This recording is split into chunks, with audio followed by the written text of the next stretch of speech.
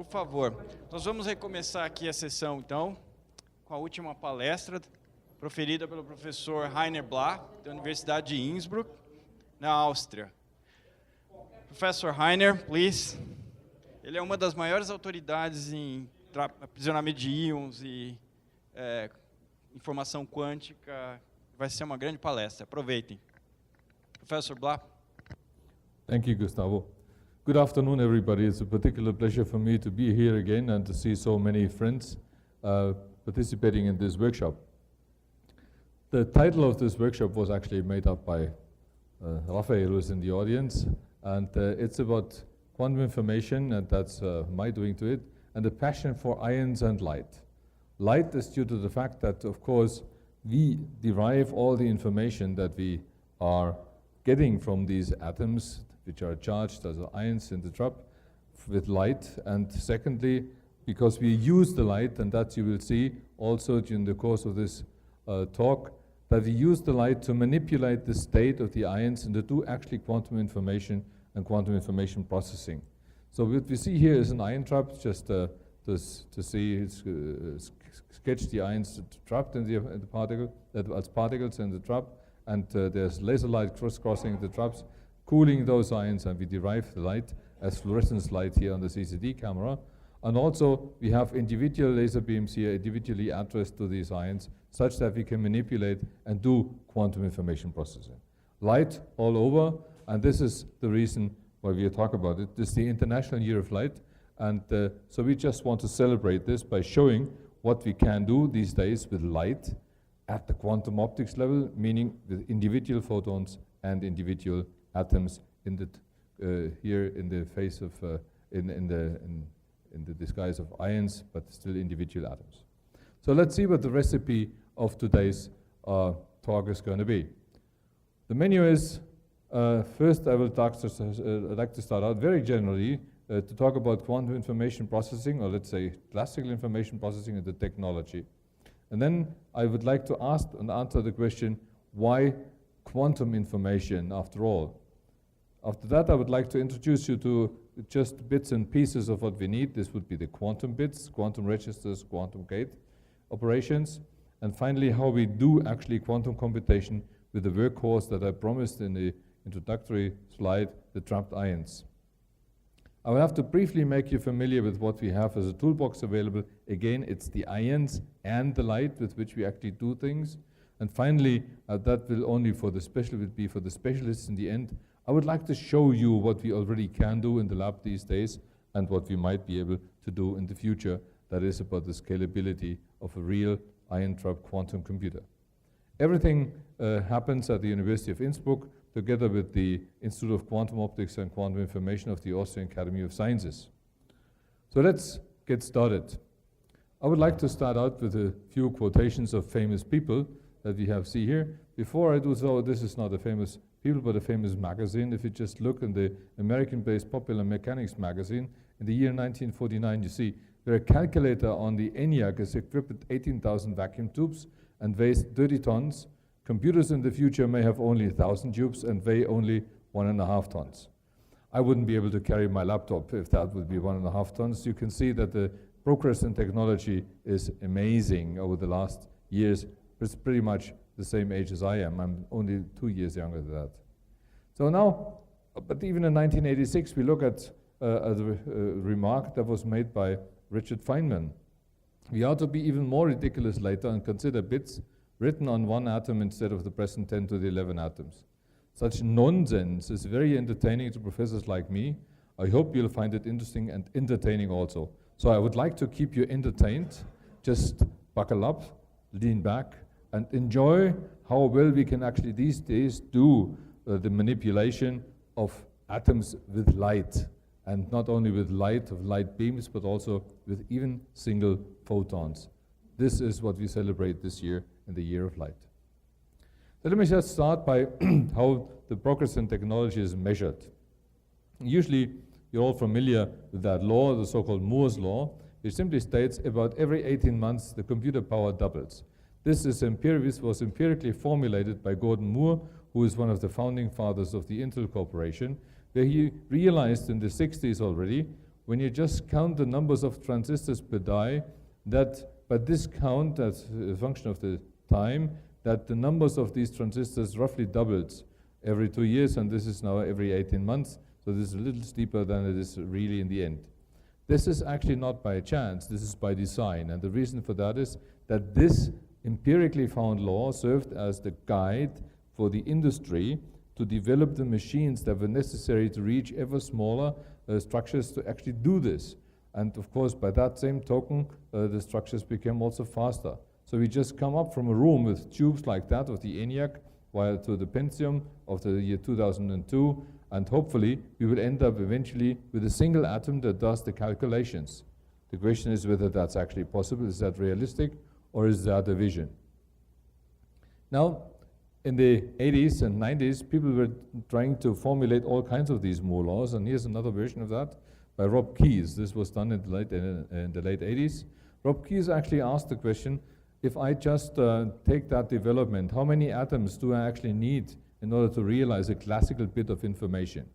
And it starts in the early 60s, and you see this is micrograms and milligrams here in this case. But if you just go down then you find that this is less and less atoms, and there's supposedly, if you can extrapolate that, here a point where the lines meet. You have 1 atom per bit, and this is the line if that were to be extrapolated point. You all know that is going to be very hard. It's not so easy to meet that. Here we have the Pentium 4 of 2002, and this is the recently released 22 nanometer transistor. And this is already walking off right here. But we already know even before we reach that point, that we have to invoke the laws of quantum mechanics long before that to describe quantum information, or actually classical information processing as well at this stage. So the question then arose, why the heck do we want to really do quantum information processing? A very generic answer to this would be simply there must be applications in physics and mathematics. But what are these? These things had been discussed in the 80s, but are very exotic things, and only started to take off in 1994 when Peter Shor from AT&T came up with an algorithm where he showed that if you had a quantum computer available, then you could factor a number of L digits much faster as on a classical computer. Whereas on a classical computer, this effort that you have to do grows with the length of the number in an exponential way. On a quantum computer, the efforts would only grow polynomially. And that, of course, rendered certain encryption programs endangered, because the RSA algorithms and others, they rely on the virtual impossibility to factor a large number and to present it in their prime factors. And this started the entire hype. A little later, Love Grover from Lucent came up with another algorithm where he showed that the search of a database can be sped up with n entries. This is an unsorted database. On a classical computer, you would have to look at, on the order, the number of the entries, whereas in a quantum computer, this would be sped up by a square root of the number. So for a large number of entries, this would make things a lot easier. And this was something, the simulation of Schrödinger equations, that was previously discussed by Feynman in his famous discussions in the 80s. The simulation of Schrödinger equations. Feynman's reasoning was simply, if we have quantum mechanical systems available, why the heck should we use a classical computer to really calculate things in a classical computer? We have to store all the coherences that we are there. This grows exponentially, and this is not the way we want to do it. Why not use real quantum systems to actually simulate Schrödinger equations? Right now, and I'll show you that in the end again, that's a pretty hot topic, because we feel that this is going to be the first problem that might actually really be solved in a much better way than you could ever do it on a classical computer. There's 2 more points that I would like to raise, and I don't have the time to go into this today. It was also realized in the 90s that in spectroscopy, a quantum computer could use as an atomic state synthesizer. What do I mean with that? When you make spectroscopic measurements, or you just make measurements generally in quantum physics, it is often the case that you need specific states that are specifically sensitive to what you measure. Forces, fields, magnetic fields, you name it. And here, with a quantum computer, you can actually synthesize certain states that are maximally sensitive. So here, this is something that still has to be explored. This was found out and demonstrated in this early paper by the Wineland group. But more generally, this is something that's also pursued, but not so often seen in the public. I would like to raise your awareness of this, because this is going to be for small devices where quantum computation or quantum information processing probably will be used in a much wider way than we ever would do that with number crunching in this case.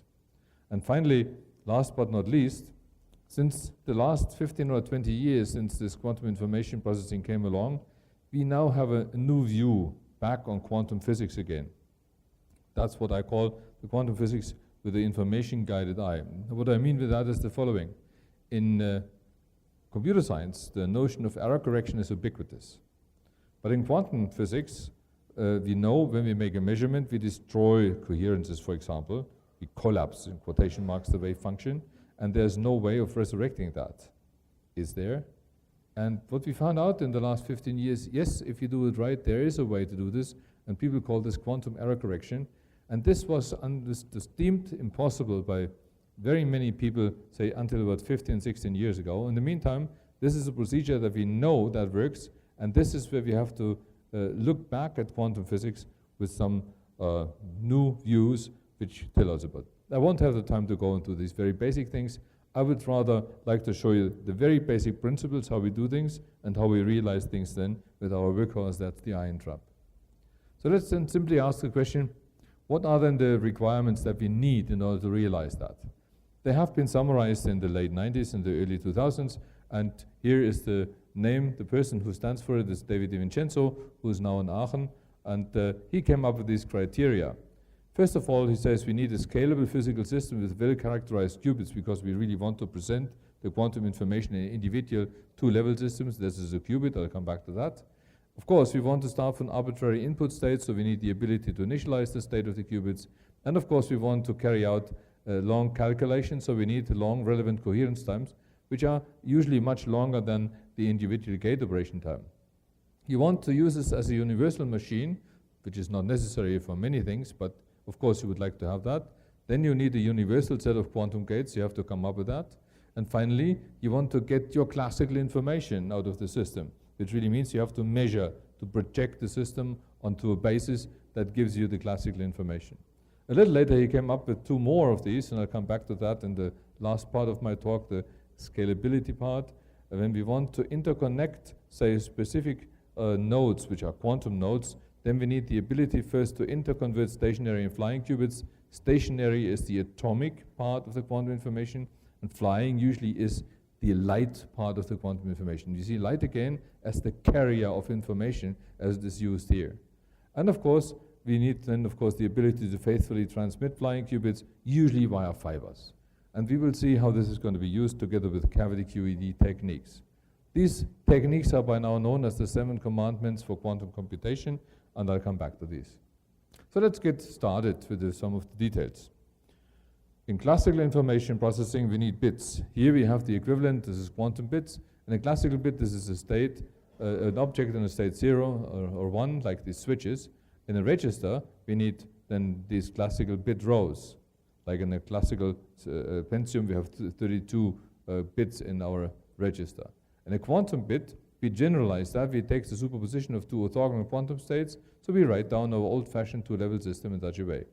And we denote that, of course, we have, when we just generalize that to L two-level atoms, we have the 2 to L quantum states, but they have to be written down in such a notation. The notation, shorthand notations, are simply showing us we have to also take into account that many of these states can be in superpositions. And that superposition, in the most general case, is written down here in either binary or decimal notation.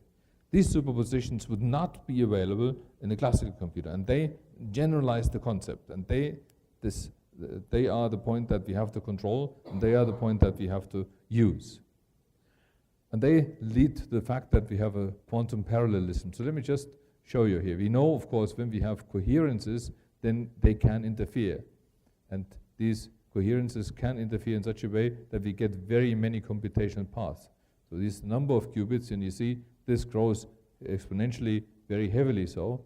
And this is astounding when you just look at it. With 300 qubits, for example, the number of the computational paths exceeds already the number of the atoms in the whole universe. I personally don't know what that really means. I can come back to that maybe in a discussion. We can come back to that. This is mind-boggling what it really means and what information that means. It tells you simply that in order to describe in the pure quantum mechanics terms, that you cannot store enough information in a classical computer. That's where the constraints are. But of course, we don't need it. We just keep the coherences in the system. The challenge is, of course, to find something with 300 qubits that you can fully control. But 300 qubits, on the other hand, doesn't sound so completely impossible. You don't have to use gigabytes in this case. So let's see what we can do with that. So next point is we need universal gate operations.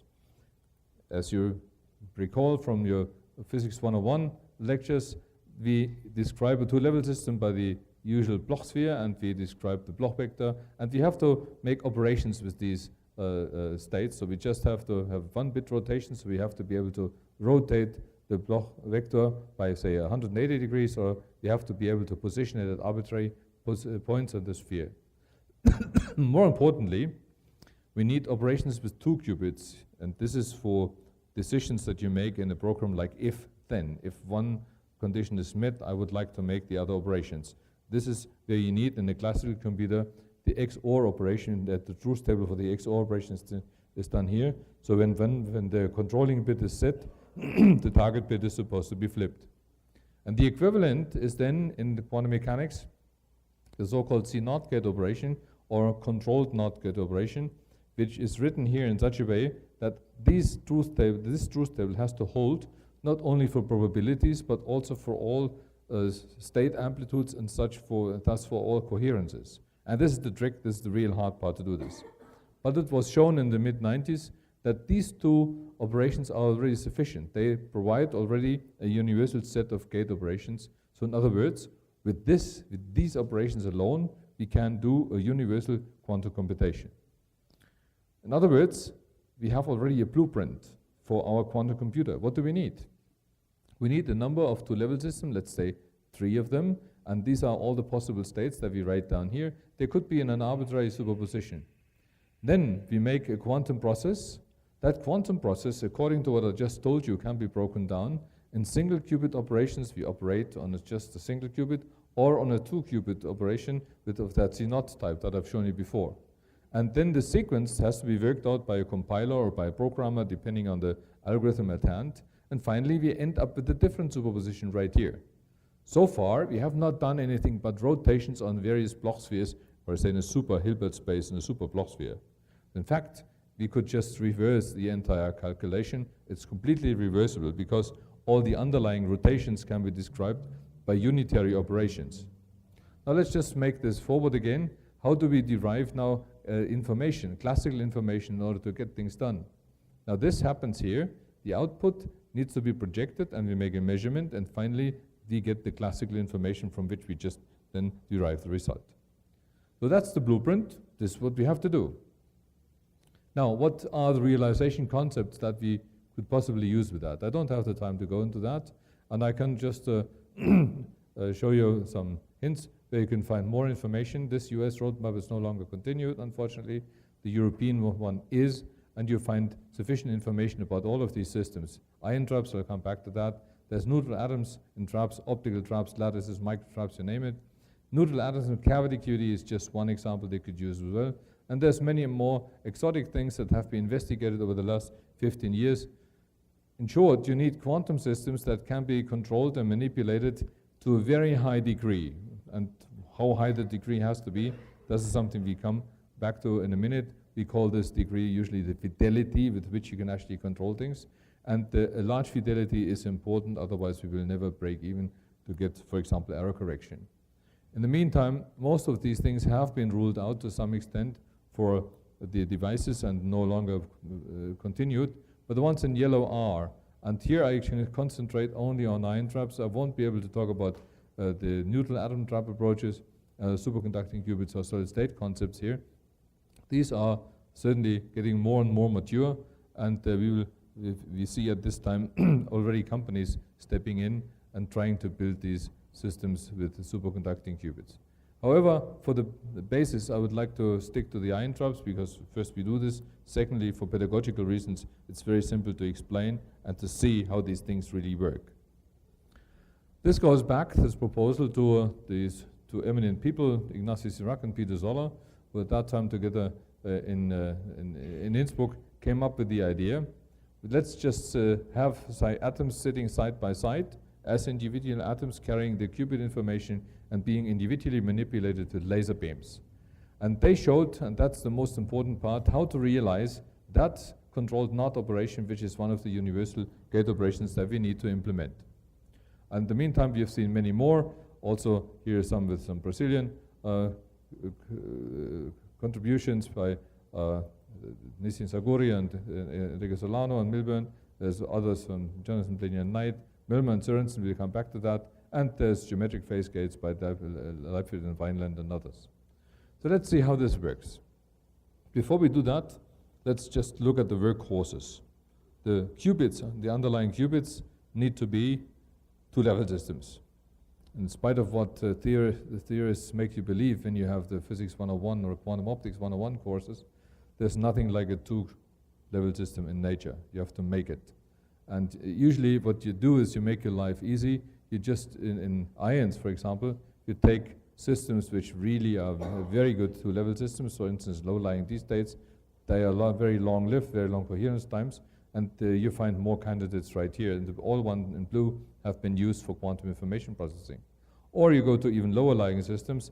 These are Zeeman states or hyperfine states, which you find here in these odd isotope contributions. We have done in Innsbruck both calcium-14, calcium-14-3, and there's yet other coming along. I will talk essentially about this optical qubit today, but everything I'm saying can be easily translated to this kind of stuff, where you just need Raman transitions to manipulate this two-level system. What are the workhorses? Now, we need traps. We need to keep these qubits in place. Like in a chip, you want to have them right there. You want to localize them. And so how do we do that? Everything is derived from a Paul mass filter, which you know from the physical chemistry courses. You can guide an atomic beam, a charge beam, through this arrangement of plates, provided you have the right voltages with the right frequencies applied in a stable way and in a mass selective way. We can keep these ions in the center by winding rings around it, so you just prevent them from escaping along the axis. And there's variants. You can just replace these rings by these segments here, the so-called segmented traps. We can replace the rings by tips that gives us stiffer traps, or we can just have these hybrid traps where we have segments and these retracted electrodes. There's many more, and I'll show you a few more in the course of this talk. All of these are called linear ion traps, which provide simply a means for keeping the ions in a string that way. And for the remainder of the talk, all you need to know and need to remember, a trap is just described as a harmonic oscillator for a particle, nothing else. And the harmonic oscillator for a particle, for instance, in this trap, that's the linear trap that we're using in Innsbruck, is about 6 millimeters in this direction. That's what we call the Z or Z direction. And transversely, it's the X or Y direction. And the spring constant, or the trap frequency, is given by about roughly 1 megahertz in this direction, and about 1.5, or say 2 megahertz in the transverse directions. That's all that you need to know. It's a harmonic oscillator. And it's the physics of a harmonic oscillator that's underlying everything. Now, let me come back to the Cirac-Zoller idea, because that gives you now the idea how to realize that. We have seen we want to store the information in narrow optical transitions or ground-state semi-coherences. This is the most important part of that proposal by Cirac and Zoller. What is it? It's the state vector, which is now written in such a way that all the internal degrees of freedom, that's the electronic state of the two-level system of each individual ion right here, is written here, times the center of mass motion, which is supposed to be in the ground state. So we assume that we have all the electronic information as the carrier of the quantum information in the qubits, and we assume that the center of mass motion of the entire string, which is then just a massive charge sitting there, is just frozen out. There's zero, the quantum mechanical ground state. You have to do that. Why is that? And that's the idea of Cirac and Zoller. Now, their idea was the following. We want to realize the C0 gate operation, which is to say Okay, whenever I have one internal state excited, so for example, this is my ion which carries an excited state, and that is supposed to control whether this spin is to be flipped or not, or that state is to be flipped. How the heck should that ion know that this has an internal excited state? Now, here comes the idea. The idea of Sirac and Solar is following. We just place a laser beam, we point the laser beam to exactly that ion, and then we map the information, which is somewhere here on this second position right here, that's the second ion. We map this to the center of mass motion. So we just write the internal amplitude of the excited state to an amplitude of the center of mass motion that we have to trap. Now, that talks immediately to one ion, but of course the ions that particular ion starts to move because we excite the motion. But once it starts to move by Coulomb repulsion, all the others start to move as well, so the entire chain starts to move. So from the point of view of the chain, you can actually say, I don't know where this phonon was put in. The phonon belongs to the entire chain. This not knowing is, of course, creating a superposition, but we have now access to the individual coordinates. So in our language, we call this entanglement. We are entangling the internal degree of freedom with the external degree of freedom that we have there. Now, all of a sudden, since all of these move, then you can make a transition of the second ion. You just point another laser right here and say, I'll make a transition if and only if there is motion in the system. And I'll show you in a minute how to do that. Then, if you've done that, then you have controlled with that amplitude right here, the spin flip of that system. And then you go back to the first part and say, okay, I just undo what I did in the first place. So I rewrite with my laser pulse that amplitude and everything is left as it was before. That's the idea. You just have to do this in the lab. This just in the lab took us about 7 years to realize, for those who think this is so easy as writing a official letter. It needs individual addressing, official single qubit operations. It needs very small decoherence of all internal and motional states. And of course, when we want to realize a quantum computer, we have then to program a series of these gate operations or a sequence of these laser pulses. And this is then how it really works. You saw that picture in a slightly different way as the opening statement, and the people who have worked over the last 10, 15 years on that, there's 15 years Christian, 10 years Thomas Mons. These are the people who really made it work. And if you want to know the latest setup, the status quo of the experiment, you find that here. And what we routinely are working with nowadays are strings of about 15 ions in one experiment. In the second experiment, we have more like 20 ions and can go up to 40 in the near future. So this is typically what we see then on a CCD camera, and this shows just the point where the individual ions are sitting. The distance between, say, the ions here, the narrowest distance right here is roughly about 4 microns. They, of course, are a little further apart because they see much bigger space charge to the left or the right, so that's why these distances vary. But you can point individual laser beams to these nicely. What is this system? Now we'll come back to the atomic physics here briefly, just to show you what we are doing. What we are having here is calcium ions, and these calcium ions, as I mentioned already, they have a lower lying D state, so there's no dipole allowed transition, but there's a quadrupole transition available. So we have radiation here that couples the system and can be used to manipulate the internal degree of freedom, or the spins, pseudo-spins as we call them. But there's a nice feature too in the ions, and this is what we call the shelving detection. We can actually shine in laser light at 397 nanometers, again laser light for the detection, laser light for the manipulation in the year of light, remember that? This is laser light that we show in for the detection. Once the ion is in the ground state, then of course there's lots of light scattered. We see light as in the picture that I showed you before. But once the ion is shelved, as we say, to the excited state, we don't see the light because the electron is not available to shuttle between these two states.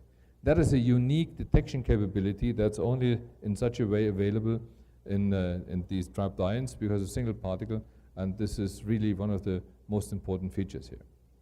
And with this, you can just detect many more ions, which can make histograms with a photomultiplier. You see when there's 4 ions, for example, and all 4 are excited, then you don't see any light, then this is just the dark counts and stray light. Or you see 1, 2, 3, 4 excitations, and then you can immediately see how this works. So we wrap up, and keep in mind what we have is our 2-level system in a harmonic trap. But what we usually have to write down, when we just write down something like this, and I won't do this in formulas, but graphically it's easily denoted. We have many of these two-level systems which are different by just the trap frequency. So we have one which is showing the harmonic oscillator in a quantum number and the ground state and the excited state. This is maybe the one that we described. But then, of course, there's one existing with one lower harmonic oscillator level and one higher. And then we can tune the laser to various the tunings and make it resonant. And these resonant interactions, they can now manipulate the motion. I'll show you that in a minute. But for example, when I shine in laser light here, then we observe that the light that is scattered by the ion is predominantly scattered on this transition. It climbs up until it really resides in the state where we n equals 0. And then harmonic oscillator, there's of course no state, n equals -1, and then it stops there.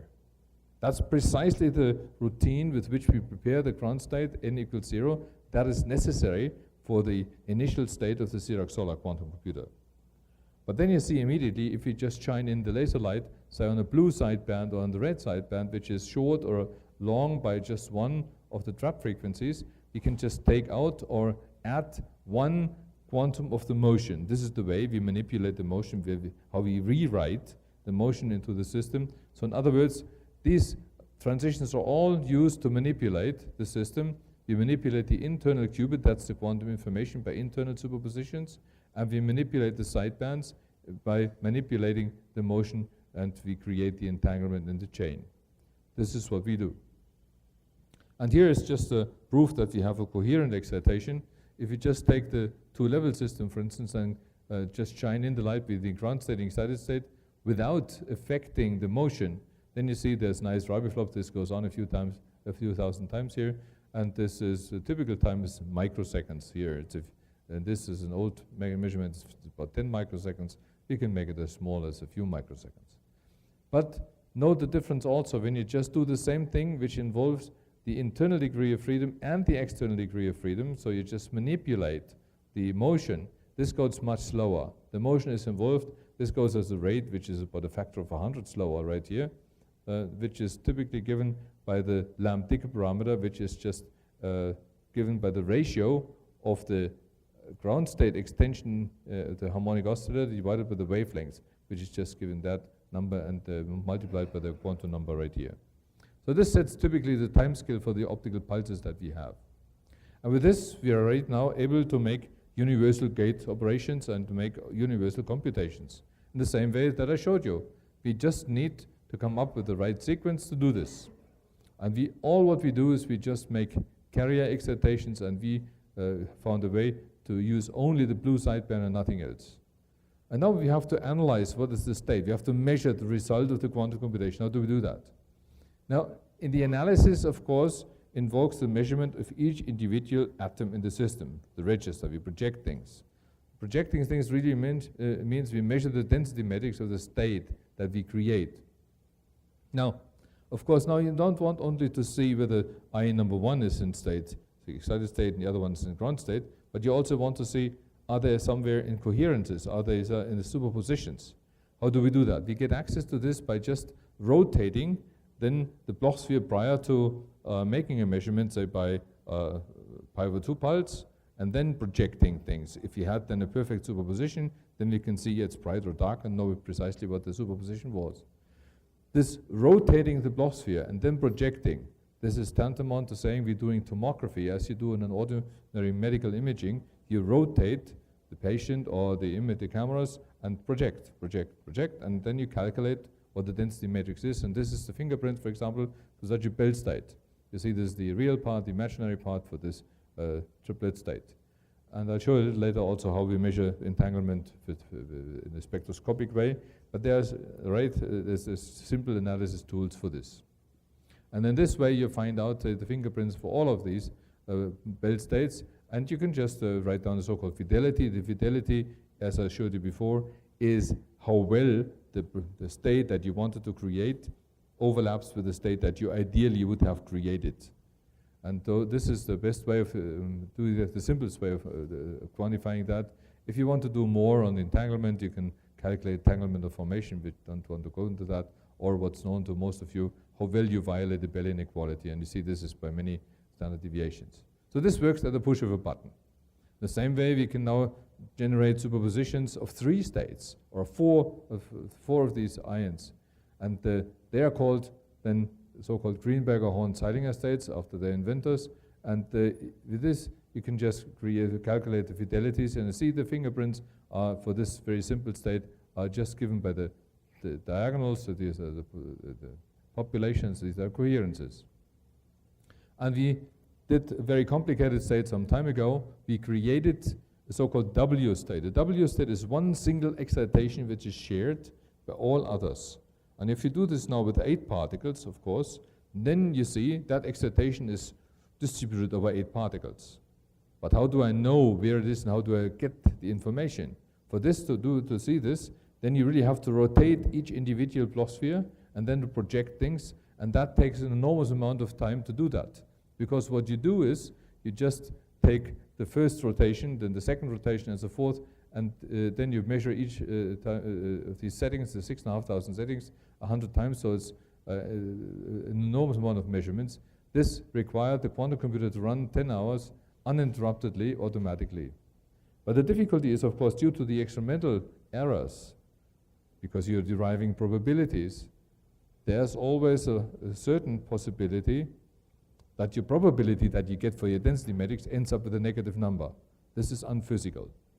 And now the point is, what state does actually describe my system? At best, what is my system that I can, what is the state that my system has? So what we do is we have to find this quantum mechanical state that makes sense, because the density matrix needs to be positive, that describes my system at hand.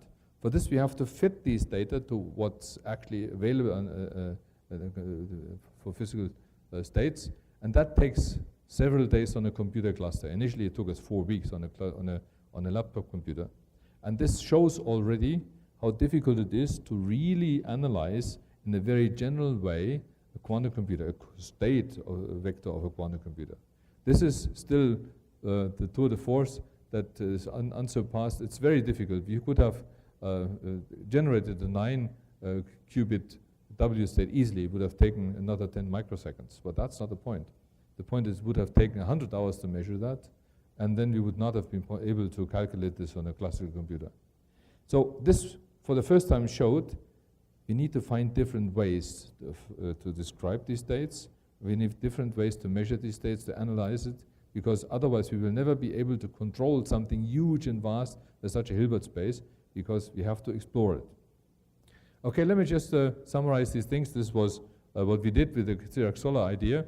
I don't want to go through all the details. I just want to show you that all the numbers that we figured out are fidelities.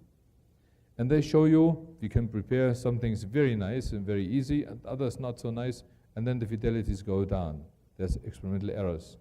But if you now really look into quantum computation when you want to make information processing, then you realize with information processing that you need a fault-tolerant operation, and people have shown you need way better operations than 99%. Usually, one would think 99.9, if not 99.99%, depending on the program that you're really calculating. And this was not to be achieved. The question was, how can we make this better? Let me just show you one thing, how we made this better. First of all, we looked at the gate operation. Remember, the Dirac-Solar gate operation relied on the fact that you're always possible to cool down to the ground state, that there was no residual motion in the system. You always had to start over again to really perfectly in the ground state. And this was an obstacle, which we were not able to do precisely. Here are 2 gentlemen that came up with a different idea. This is Klaus Milmer and Anders Sørensen. They came up with the following idea. Suppose I want to make an entangling operation between just 2 qubits. Excuse me. Then you would like to make a transition from both ions in the ground state to the excited state and just entangle them, which creates one of these belt states or the other one. And this can be done in the following way. So suppose you write the state in such a way, 2 ions in the ground state with n right here, and 2 ions in the excited state also with n right here. But then there's different pathways. The ions, of course, undergo harmonic oscillation, and if you now shine in the laser in various ways, so then you could shine in, say, the red side band right here, which is short of that n-1 state here, and then the blue cyband there. But of course, by the same token, this talk would talk to this state right here, and this red cyband here, and so vice versa, because of the other symmetries here. Which means there's 4 pathways which would have to be added, and then you can calculate by squaring them the probability for getting the excitation in that super Bloch sphere of these 2 ions. But one thing is very important. When they did this, they calculated that in first order, the intermediate states, which also show the n plus and minus dependence right here, the n dependence drops out. I don't have the time to show you that. You can see this here. It was first realized also in the Vineland group to some extent, slightly different that we do it. But also more importantly, it's in the application of, for spectroscopic reasons, the application of radiation is symmetric about the center of mass frequency, which really means the differential Stark shift is 0. And that's also important. To make a long story short, we need to measure these things, and for this we now resorted to a spectroscopic tool. Think of it as the entangling operation that we do. We just create the superposition of both in the S, both in D states. This would be a belt state, or say the 2 GHZ state, but it's called a belt state. Now, if we do that, then we do this usually by measuring the phases, by making Ramsey-type experiments. So we just create a pi/2 pulse, wait a certain amount of time, and then make another pi/2 pulse, and we vary the phase phi. Then you would see that this varies with phase phi if you just have a single 2-level system. Now, when we just interleave in between for a second ion, another, say, a C0 gate operation, then we perfectly correlate these states. This is what it actually does. And we now measure then the same pulse on the second ion and add how often we both ions see in the same state. We add these numbers and subtract how often we see them in the odd states. Then this is called a parity signal. And one can show that this now varies sinusoidally, as is shown here, but with 2 phi. So the sheer fact that you have now 2 particles which show you that makes the sensitivity with respect to the phase twice as big. And you'll see later on we have more particles, gets even multiplied by the number. Spectroscopically, from that visibility, you can derive fidelity, and you see immediately there's entanglement once you have this oscillation with 2 phi.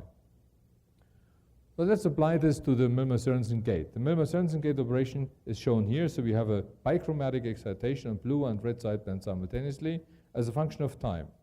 And the blue curve shows both ions in the ground state. This is 2 ions in the excited state, so both ions in the excited state, both ions in the ground state right here. That's the black curve. So we start out with 2 ions in the ground state, none in the excited state, and the red curve shows just 1 in the excited state and 1 in the ground state. So this rises, and they rise here, and this goes level down, but they meet at this point, and luckily enough, as Milnor and Sørensen have shown, we have a 0 at the red curve right here. Here we expect fully entanglement, and then we start measuring at this point now the parity oscillation. You see from the visibility, this seems to be perfect. Let's analyze this, and we figured out, okay, this has already a fidelity of 99.3%. And very recently, only half a year ago, the Oxford group with a slightly different system, calcium-43, and which gets rid of the magnetic field sensitivity, they have come up with 99.5%, so we are getting there. But this is in the figure that we really need to have to do calculations. Now let's see, when we do this with more ions, and this is already what I alluded to, these ions talk to the same bus. This is their center of mass motion. But if you have now, then write this out, then one can write this down as a spin-spin interaction here. It's an effective spin-spin interaction because effectively they can be coupled only when they talk to the same mode.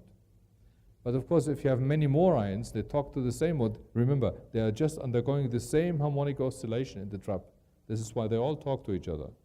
And this can be written down with such a non-trivial Hamiltonian. They all talk to each other, and this lends itself to creating GHZ states immediately. Let me just show you how this works.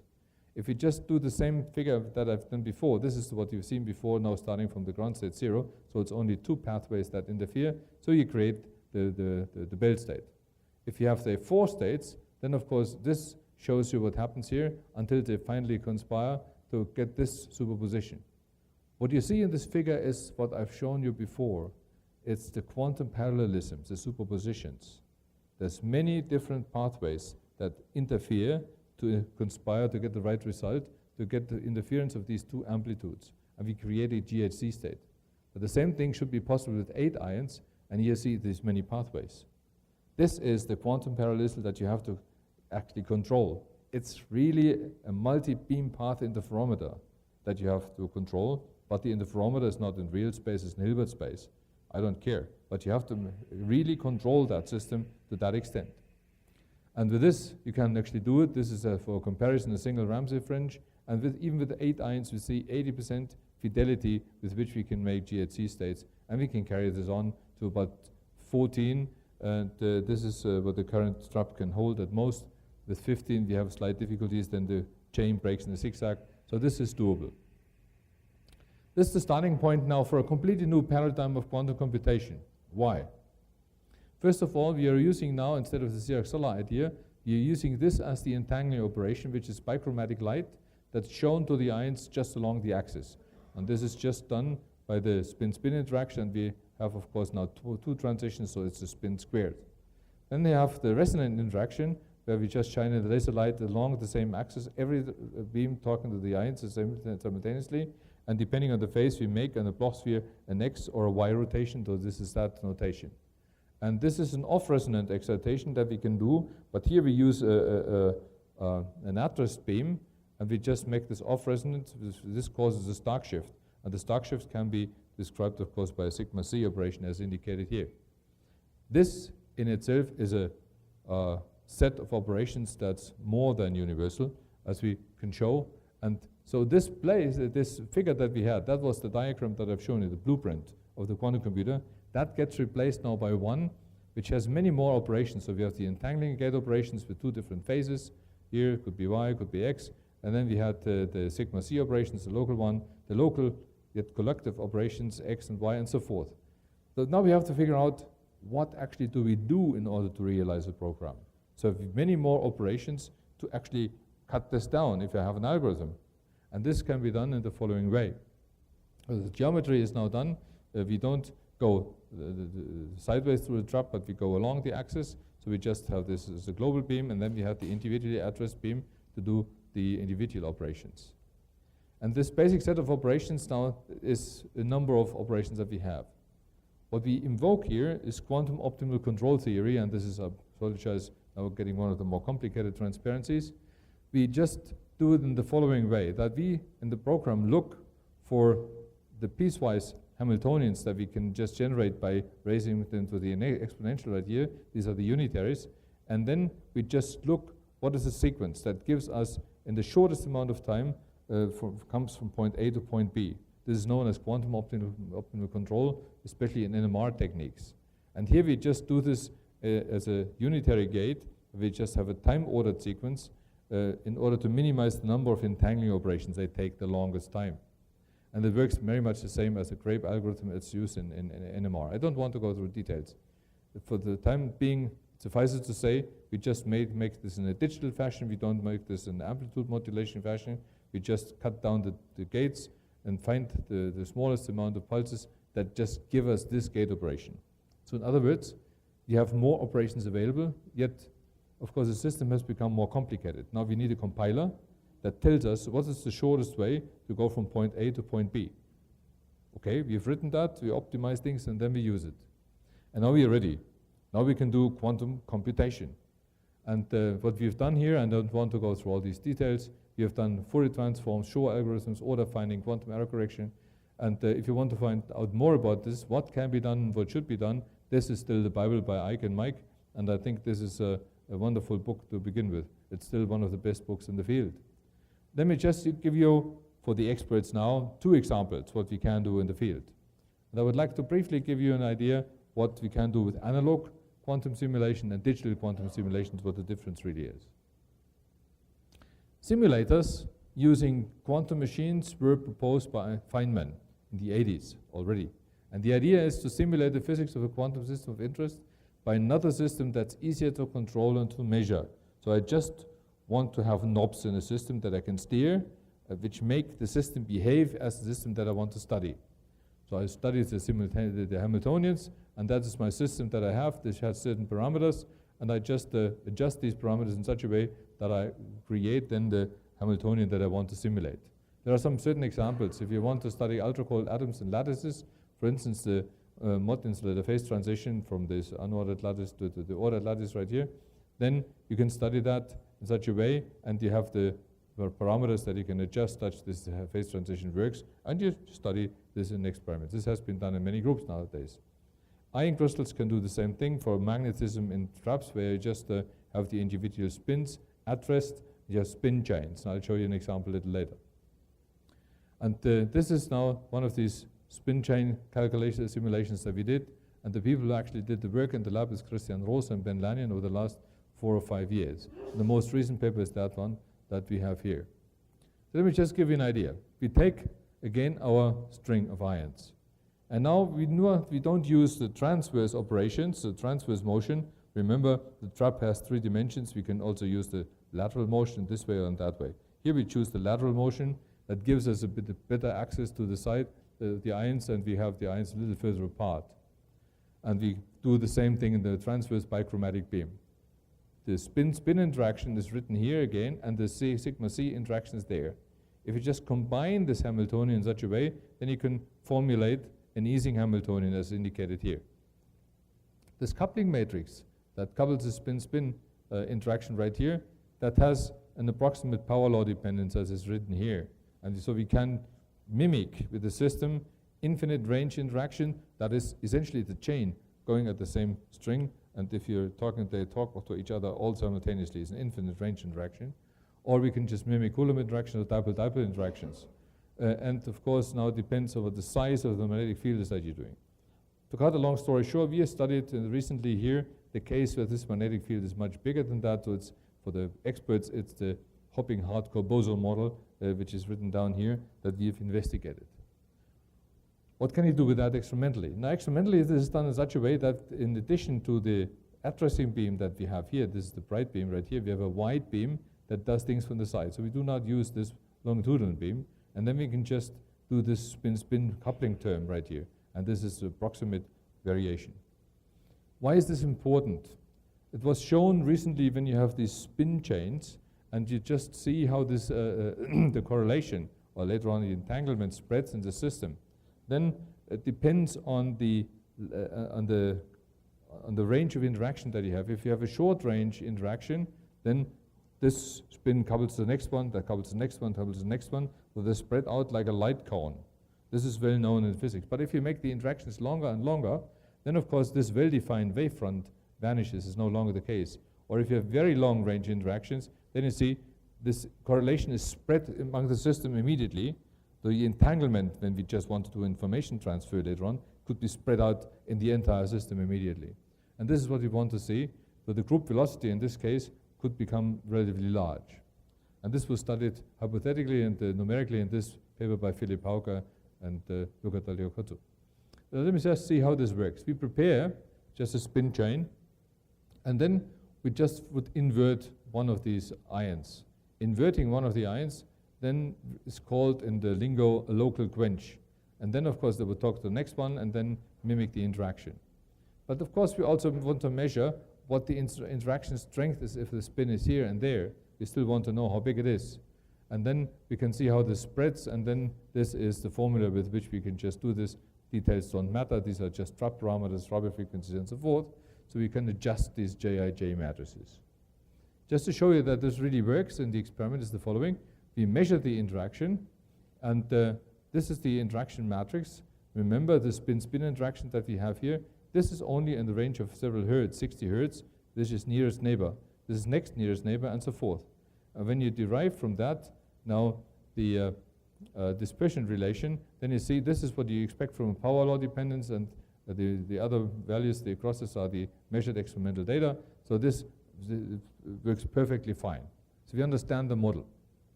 And when we now measure these things, we invert the single spin and just apply the Hamiltonian in a fashion that we just want to simulate what happened if you apply it over and over again.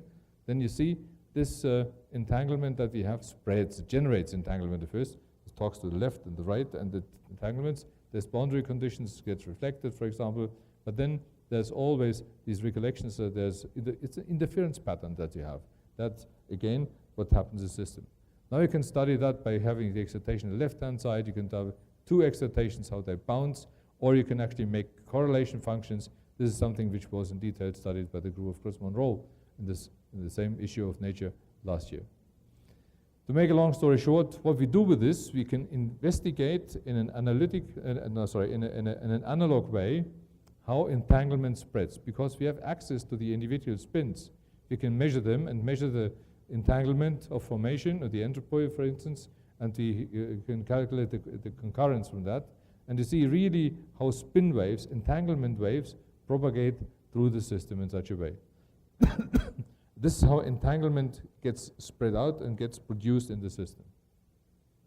And we can study these things then as a function of the range of the interaction. This is for short range, this is for long range interaction. For short range interaction, if you just have nearest neighbor interaction, you would expect that the so-called Lieb-Robinson bound holes, you get this cone-like spreading of the magnetons. Whereas if this entanglement the case, it's hard to see in the slide here. You see that the magnets arrive much earlier than what we would have expected from the Lieb-Robinson bound. Gives you an idea of what can be studied. There's many more data. I don't have the time in this general talk to talk about this. I would rather like to give you another example. The other example is about a digital quantum simulator.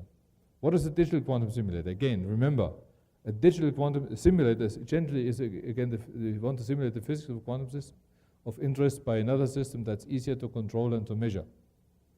Now, the approach is slightly different here. Here we use a quantum computer as a quantum simulator. So we just use the unitaries as before, as a circuit. Now, this can be done if we just take the system as a Hamiltonian, but of course these systems, these parts do not necessarily commute with each other.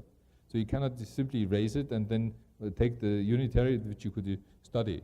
What you do instead is the following. You just cut them in slices and apply these slices n times. That is the so-called Trotter-Suzuki approximation, and that is used in a digital simulation. Digital because we just apply this as in a digital circuit, and we can make a finite error estimation of the system that can be then undone. I'm running out of time. Actually, you tell me if I should conclude. I just would like to finish this. Is that okay? So let me just show you how this works. Suppose we have a Hamiltonian of this kind. So we just model some local system which is to be simulated for a time t. And we have these encoding degrees of freedom that you had before. And we build now each unitaries in the same way according to the Hamiltonians. Remember, these Hamiltonians are just written down in terms of these spin-spin interactions, sigma c interactions that we have. We just take these basic operations and add them to another. And then we just approximate this entire global evolution by this unitary, which we write down in the Trotter-Suzuki approximation. Or in pictorial ways, we just apply a gate operation only for a certain slice of a time, another unitary for a certain time slice and another one, and then we repeat these individual Trotter steps n times until this apparently mimics the simulation, the evolution of the system. That this is sufficient for local quantum systems, and this is then a universal quantum simulator, was shown by Seth Lloyd in this seminal paper. Let me just show you an example again to illustrate what I mean with that. We take again our Fourier system, a two-spin Ising system. You see again the sigma x interaction, and then here the interaction with the transverse magnetic field. And of course you can write this down also in the ratio, that doesn't really matter. But what you see immediately, this is why I've colored these things, is this can be replaced immediately by a Milmer-Sørensen interaction of the type that we've seen. This is again the Stark shifts that we do by the at-rest laser beam. So this is known to us. And now all we have to do is we have to put these slices in the right sequence. And the dynamics that we wanted to study, for example, in this toy model would be how often do both spins point up or both spins point down, and we would like to see this sinusoidal behavior. Let's try to do it. We cut these things in two slices, and then you see this is the theory behavior, and these are points, give us the experimental data points. That seems not to be agree very well. In fact, when you calculate the fidelity, 69% sounds much, but it is not very much. 50% fidelity is just nothing, because that's the center of the Bloch sphere. So 69% is lousy. But if you just cut it down a factor of 2, then you see, oh, okay, that seems to fit nicely already, and we see that the curves match with the fidelity of 85. And we can do better. We can go to 91%, by cutting it again by a factor of 2. And here we're cutting another factor of 2 in, but it doesn't get any better. That already tells us with the current fidelity of the individual gate operations and with the limiting errors, we cannot do any better. Okay, well, that's a technical issue. Otherwise, this works fine, and we showed that in principle these things work. And with this, we have shown many simulations, 3-spin simulations, up to 6-spin simulations. We can do n-spin simulations in a trap in a single go with these interactions, which is very nice. Let me just briefly summarize this for a 4-spin interaction that we have here. You see these frequencies, and they work fine, but we run out of steam a little bit right here. The solid points are the data points. In any case, the time-dependent dynamics allows the preparation of very complex eigenstates. We can see what the ground state properties are and quantum phase changes in this system. The frequencies, they could be taken out just by a Fourier transform of this signal, but we also could get the frequencies by embedding into a phase estimation algorithm right out of the system. And so that gives us then the gaps in the system. And we think that currently our limiting error sources are intensity fluctuations and the limited control that we have over the system. Okay, so this brings me almost to the end of what I have here. I could go on and tell you more and more about these things. Let me just give you a few more slides. When you really want to go to a larger system, what can you do? This was already seen some time ago. When you make the string longer and longer and bigger and bigger and bigger, you add mass to it. So it gets more and more difficult to set the entire chain in motion. Even for the Milnor-Sørensen idea, it's based on the same idea as the Sierra-Solar idea. You have to invoke the motion at least in between. And if you add more ions, then the chain gets heavier and heavier, which really slows the entire operations down. A few 10 ions may be possible. This was already investigated by Dave Vineland and Dave Kripinski some time ago, and they showed in order to overcome that limitation, one should go to small segmented traps, chip traps, where you have segments for memories, segments for operations, interactions, and so forth, and you just would move the ions around. This is their picture that they have, the multiplexed ion trap structure of Didi Leibfried and David Vineland, and there's a simulation by Ike Chuang that shows you how this is supposed to work. You would move the ion for each individual operation, and this would actually be an error-correcting procedure. The green beams are showing you the interaction with the laser, and the red ions are the ones that are moving. There's ancillas, and there's also ions that you don't need. They're just to be measured. And the good point would be that you could do all these things in parallel. That's the idea, the vision. You would really have, say, ions moving back and forth and doing all these operations. And this is currently being investigated in many laboratories. And we also have investigated how we can just cast these traps, these bulky traps, in small chip traps, as the one that was developed by Ferdinand Schmidt-Kahler and us in the microtrap consortium some time ago. And this is where we are at this time. There are very advanced chip traps on surfaces here. In the case at NIST, I don't want to go through all the details. Let me just show you the most advanced trap that they have is 200 segments, and so the ions are supposed to run around the racetrack. If you look at here, there's even a flag where they're supposed to end. Okay, this is very advanced, and this is currently at the state of the art in the labs, and that's what we are working on.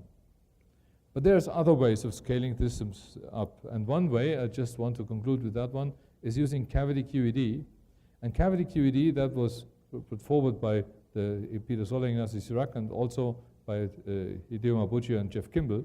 You could use a cavity surrounding an ion right here, and then just make a photon emit only in this direction, couple it via a photonic channel to the next one, and then interconnect these things. So this would be the interface, and this would be the networking capability.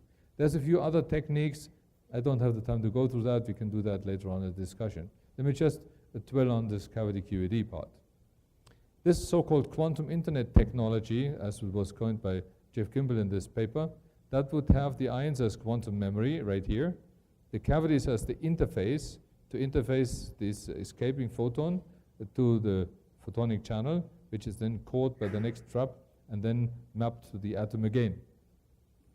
This has been achieved. Remote ion entanglement without fibers has been done by David Möhring and the group of Chris Monroe some time ago. Teleportation between remote atoms, now not with ions but atoms, but otherwise the same technique. has been achieved by the group of Gerhard Rempe, and direct state mapping is something we have done. Let me just give you a brief idea what the state of the art really is. What we do now is we just have an ion trap as indicated before, the bulky one, and have ions in the center as indicated right here.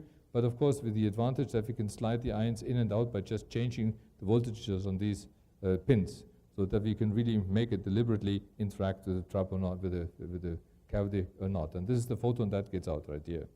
This is this experiment is led by Tracy Northup in the laboratory. And if you really want to know more about this, I would refer you to that recent review article. So let me just show you what we do in principle. Suppose for a minute you have a single ion there, and remember there's the S state, there's a D state, but now we are using a P3½ state. When we trigger a Raman transition right here, we could just stimulate a photon into the cavity, which would then leave the cavity. So the Raman excitation here, in this way, would create a horizontal polarization. If I detune this slightly and just look at the transition, which is then resonant, Raman resonant to this other state, the D state right here, it would just map things into a vertical polarization. So in other words, we can create in such a way ion photon entanglement. So we just have the state D and D primes, which are entangled with the polarizations H and V. And when we just tune the right Raman conditions, detailed on Malta here, we can actually tune entirely the amplitudes. Just to show you that this works, this is again tomography measurement to describe things. The fidelity is about 97%, and we can actually do this with all kind of fidelity measurements right here. This violation of a Bell inequality. Quantum state mapping works in the same way, but with slightly different detunings and slightly different settings. In the end, we want to map everything to the D state, so we just start from S and S prime, right here our quantum state, and we want to map it to the photon H and V.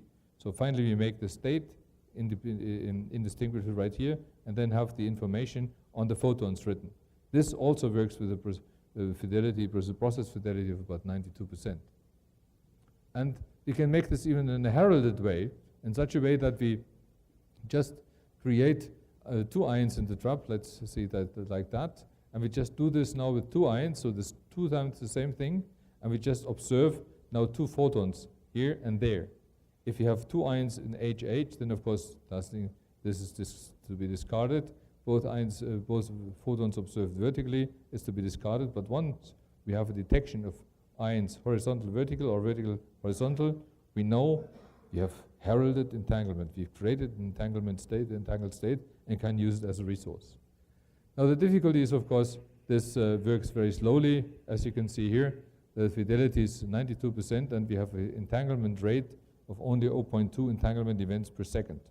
And this goes down if we wait longer, so we just want to make sure that we just catch the photons as soon as they come out of the window of a few microseconds after pulling the trigger.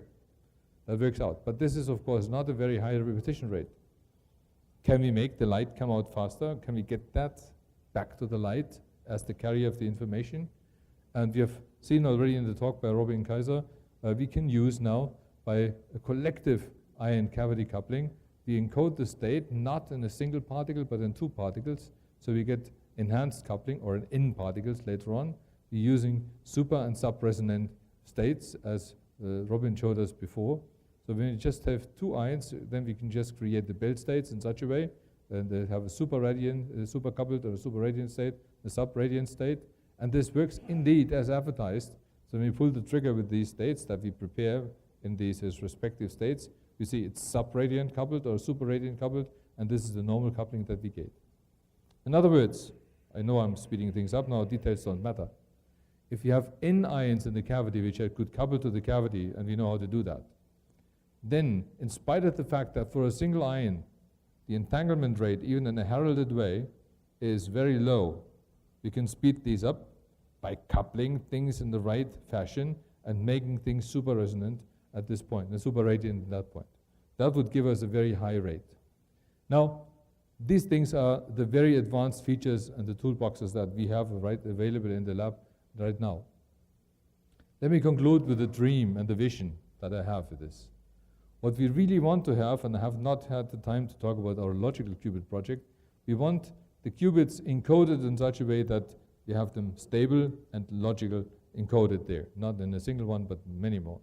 And we want to protect them by error correction and we want to interconnect them by dipole-dipole interaction on a chip or ion cavity interfaces in networks. So this is sort of an artist's vision how this should look like. Now, when you just look at the time 1999, this was what was written in USA Today, and it's hard to read. It's a quantum computer. It wouldn't operate on anything so mundane as physical laws. It would employ quantum mechanics, which quickly gets into things such as teleportation and alternate universe, and is, by all accounts, the weirdest stuff known to man.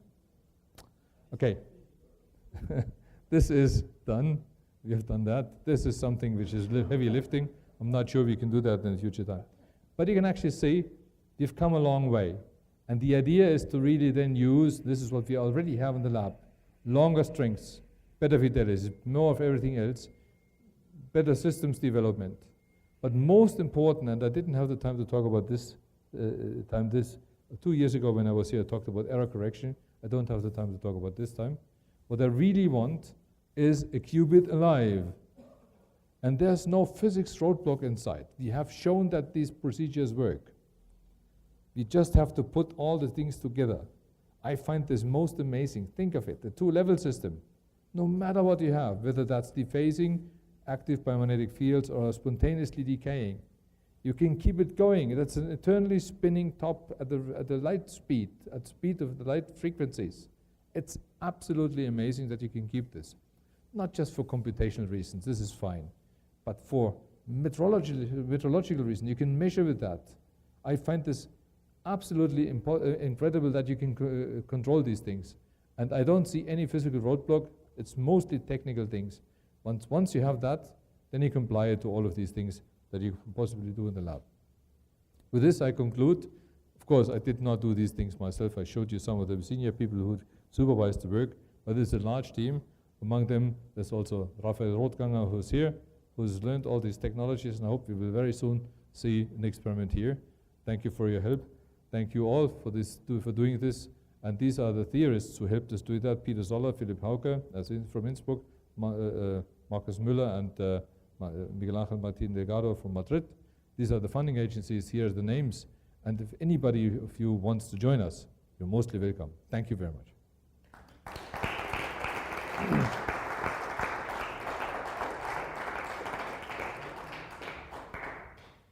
Thank you for the wonderful talk. So we open up for questions. We have Professor Davidovich. Hi, Rana. Thank you for the talk. Very nice. Suppose you get this, you are making simulations with systems that grow, more and more ions, up to the point where you don't have a classical simulation possible. Yes. So could you tell us a little bit about strategies to certify that? How do you know the calculations are right? Indeed. This is thank you for the question. I didn't have the time to go into this. This is actually a program that we have in the lab going, which is called on certification and validation of simulations. This is really a program that we are carrying out at this time. It goes along with what I already alluded to. When you have these long strings that have, say, the W state, how do you characterize, how do you actually know, in view of this exponentially growing information, that this system does what it's supposed to do? And this is not easy. And so the verification I would do in the following way, because I'm an experimentalist. Let me give you another example. We have standard laboratories in the world. They tell you the second is the 9.192 billionth part of the hyperfine frequency of cesium in the ground state. And they claim, okay, they can do that to 10 to minus 15. How do you know? How do you know? Okay, so it's standard labs, okay, say, okay, fine. I build a cesium clock, and I build another cesium clock, and a third one, and then I have another laboratory in Boulder, and Braunschweig, and NPL, and Teddington, and somewhere else, and they do this. They do this with different technologies, with the hydrogen maser, with the iridium atom, with whatever, with strontium ion, and strontium atoms and lattices. And they all compare these things. Of course, they have to have an error budget. And within the error budget, then you distinguish in metrology between precision and accuracy. The precision is with how fine you can actually measure these things relative to what you have. But the accuracy is what you really can absolutely state. I can only quantify my magnetic field to that point, my gravitational field here, and this is a bunch of 20 items. And you say, okay, with all honesty, as an experimentalist, I can just say 10 to the minus 15 plus or minus, or 10 to the minus 17. And the people do this now to very many digits. Bottom line of that is, when you really want to verify that the simulator does what it's supposed to do, build a second one, possibly with a completely different technology, program it in the way that I've shown you, and see whether the results coincide. I do not see any other way of verifying it, at least with a classical computer, because we don't know at this stage whether the classical computers do that. In principle, it's the same problem that we had all over also with classical computers. I still remember the times in the early 70s or in the 60s, actually it was a big problem in numerical mathematics. How do we actually prove that an algorithm runs with sufficient precision on a classical computer? You cannot. You only can just give different boundary things. It's exactly the same thing over again. And here we have the enhanced difficulty that we cannot characterize the quantum system so well. So we just can do this only in this way we do this, verification. Now, theorists don't like that. Theorists come up with better ways of doing this, like the compressed sensing methods to speed up the tomography things, like MPS, matrix product states, as momentarily it's a hot topic. It allows us hopefully to really characterize spin chains of 20 and 30. We are really happy. First data that we have seen with 20 entangled spins. That's the highest entangled spin state that we have so far, 20 entangled atoms. We have sent them to Martin Plenio, and they have already described things with matrix product states. We have made measurements slice-wise, and that seems to coincide to about better than 96%, which I think is a very promising value. So there's always, we do a bootstrapping process to really get there. But I think there's not a silver bullet with which you really can meet all these things. It's about the entanglement propagating faster than the next neighbor, etc. Yes. Do you think that this has a relationship to quantum non-locality? I doubt that the answer is yes, but I want to have your opinion. That depends on what you mean by non-locality here. Quantum non-locality, well, you know what is quantum non-locality in what I have done or other people. I understand that. Do you think that what you observe here has some relationship to the traditional notion of quantum non-locality? That because the relationship that we can make is the following. Quantum non-locality in the usual sense, for instance, the fact that when you test Bell's inequality, it seems, between quotes, to go faster than light, stems from the fact that you start with a configuration space in which everything is local, but it is when you describe in our ordinary space that it seems to go faster than light. I know. So there could be a relationship from this point of view. I agree. I do not think it's quantum non-locality in such a way. We are here limited. What we see in the spin chain, we define group velocities. What we just get from this argument, we get velocities which are bigger than the group velocities that you would derive from the nearest neighbor notion. But if you generalize this, then people, the many body particle physicists would tell you there's nothing like this simple, simplified Lieb-Robinson bound. You just can calculate these things. You see the enhancement of the system. But of course, in the end, in our system, we are always limited by the speed of sound in that system. We would not break the speed of sound. We have not tested it as this, but this is a conclusion I came to. So you mentioned that one of the... I hardly can hear you. Could you speak up a bit? So you mentioned that one of the hot applications for this technology is simulating Schrödinger equations, toy Hamiltonians, etc. I was just wondering if you could give a couple of examples of what people are doing with that right now. Dumb question. The examples where we are right now is mostly these Ising type Hamiltonians, and this is of course interesting for many fields. If you look at D-wave systems, for instance, or the other quantum computing superconducting systems that are around, they use spin classes, very similar to Hamiltonians that are being investigated. Ising Hamiltonians are for us the simples because we can also make Heisenberg models and things like that. But these are the Hamiltonians that we are studying at the time right now. because we think this is what we can control best, and this is where we probably will break even at the earliest. So break even meaning in the following sense: if we are able to make a simulation with already 20 spins with arbitrary interactions, then we can beat already supercomputers. And if you go to beyond, say, 40 spins, no computer in the world could actually calculate that anymore. This is what I want to do. But then there's other things that you can do. So for example, in my laboratory, I have a PhD student who's already working on gauge fields. So you can actually simulate the lattice gauge field theories. You can do lattice gauge theories with it, lattice QCD, etc. Lattice gauge theories. Yes. Not fields, lattice gauge theories, indeed. And the question is there, can we study problems like the Schwinger problem and these couplings? These are toy problems, because we cannot do this in 3D so far. But we are trying to get hold of these things in one-dimensional systems. And then the question is, can we use actually the 3D oscillations that we have in the trap to go to higher dimensions? This is in its infancy, it's too early. But there's many, many interesting Hamiltonians that we can possibly study, and we just have to see how we best map them.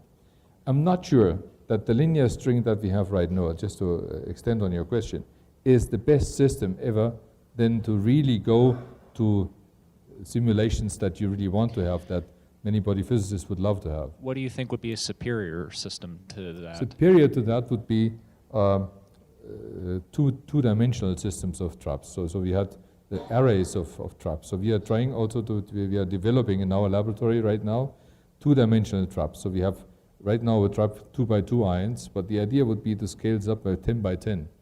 Then of course scalability is much faster. The string gets always heavier, and then the ordinary paradigm breaks down.